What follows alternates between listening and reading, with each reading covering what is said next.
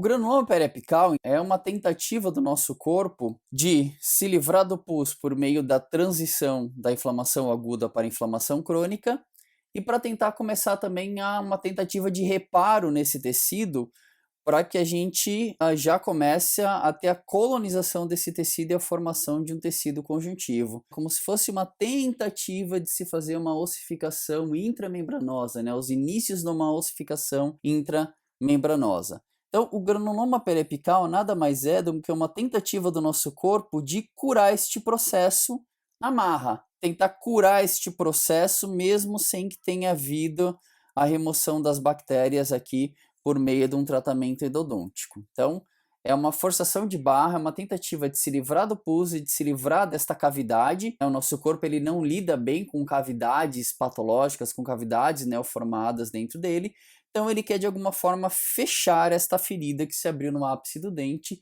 e o fechamento das feridas no nosso corpo se dá através de tecido de granulação, ou seja, fibroblastos jovens, fibras cológenas desorganizadas, neovaso e inflamação crônica. Então, o granuloma periapical nada mais é do que um tecido de granulação. E esse tecido de granulação é o grande fechador de feridas do nosso corpo. Neste momento, nós temos a transição também radiográfica. Por quê? A partir do momento que eu não tenho mais neutrófilos produzindo pus, produzindo enzimas que digerem o osso, aos poucos o meu corpo consegue ir delimitando os limites dessa lesão. Os limites dessa lesão começam a ficar mais visíveis no exame radiográfico. E é bastante importante para o nosso corpo delimitar as lesões, porque fica mais fácil para ele controlar esses processos de doença, né? Muito mais fácil para o nosso corpo quando ele sabe o limite exato, preciso entre a saúde e a doença, do que quando esse limite é indefinido. Ele consegue economizar energia quando ele consegue definir os limites destes processos patológicos, processos de doença. Então, nós vamos ter também aqui no caso do granuloma periapical, na radiografia periapical, uma lesão radiolúcida periapical de limites bem definidos. Já é uma evolução, né? A gente já consegue, a partir do exame clínico e da radiografia, levantar algumas hipóteses de diagnóstico para os casos desses pacientes que exibam esse perfil. Bastante importante, granuloma em patologia é uma estrutura que está relacionada com a inflamação crônica granulomatosa, que é a inflamação que a gente costumeiramente encontra na tuberculose, na paracoccidioidomicose. O que nós estamos vendo aqui, na verdade, não é um granuloma verdadeiro que a gente está acostumado a ver em patologia. O nome granuloma foi uma adaptação à presença de tecido de granulação nessa região. Mas a gente não tem verdadeiramente aqui um granuloma, a gente tem um tecido de granulação.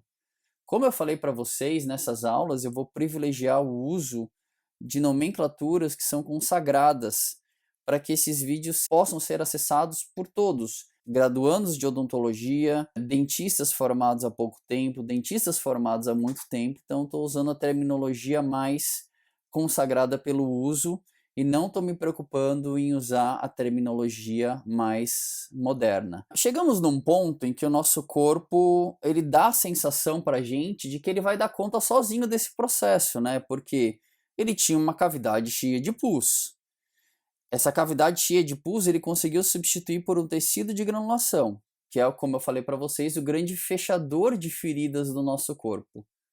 Na medida que ele consegue fechar esta ferida com tecido de granulação, tudo nos leva a crer que esse tecido de granulação entraria em processo de maturação, iria se transformar num tecido conjuntivo maduro, haveria uma calcificação, uma mineralização, uma ossificação desse tecido conjuntivo maduro, tal e qual uma ossificação do tipo intramembranosa, e aí este processo periapical seria automaticamente substituído por osso, ou seja, esse processo periapical seria curado. Então, toda essa nossa linha de pensamento que a gente trata aqui parece que vai chegar ao auge, parece que vai chegar à própria cura. Mas, na verdade, esta cura que a gente imagina que vai ser a sequência aqui, não vai acontecer. Por quê? Porque a gente tem um aporte constante de bactérias vindo via canal radicular, polpa necrótica, e este aporte contínuo de bactérias vai ser responsável pela manutenção da inflamação crônica, e enquanto houver inflamação crônica nesta região, não haverá a maturação deste tecido de granulação em um tecido conjuntivo maduro. Ou seja, para que haja a maturação deste tecido de granulação em um tecido conjuntivo maduro, que posteriormente vai ossificar, a gente precisa necessariamente acabar com a chegada de bactérias.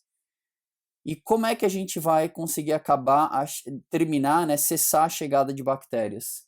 Tratando o canal desse dente, fazendo um tratamento endodôntico nesse dente. Como não houve tratamento endodôntico ainda, não é possível a gente imaginar que esse processo vai se autorresolver. Então, este granuloma periapical pode persistir no periápice desse dente por anos e anos. E muitas vezes o paciente nem nota que passou por toda essa sequência de doenças aqui até chegar no granuloma.